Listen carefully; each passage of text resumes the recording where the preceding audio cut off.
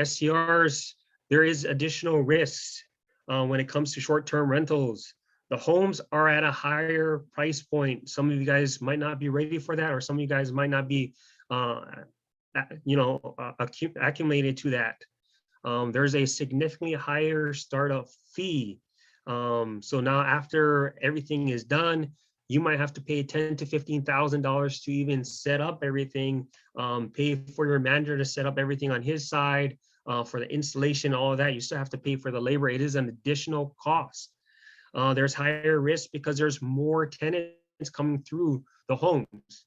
With a long-term rental, there's one tenant, and of course the odds of that one tenant being bad versus multiple tenants, you have a higher risk there, right? Because you have different people coming in, and some people just want to complain just to complain, or complain just to get a little bit out of you, get to a little bit of money out of you. It does happen, right?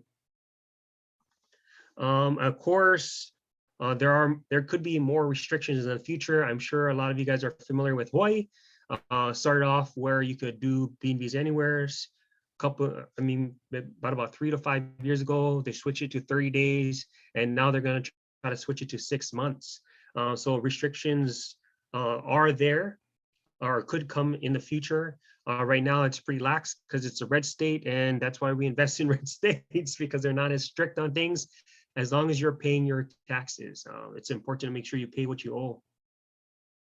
Now, with these risks, there's ways to mitigate these risks. Of course, like you guys know, higher price points, run your numbers correctly. A lot of times you make it up on the buys, startup fees, additional costs for the rehab. Now you have to make sure you set aside additional funds for that, and also have a good amount of reserves in case something does happen. For the situation, Airbnb does have their insurance, but you might want to also think about getting additional insurance depending on what your risk tolerance is. Everybody has a different risk tolerance, so I don't want to speak for everybody.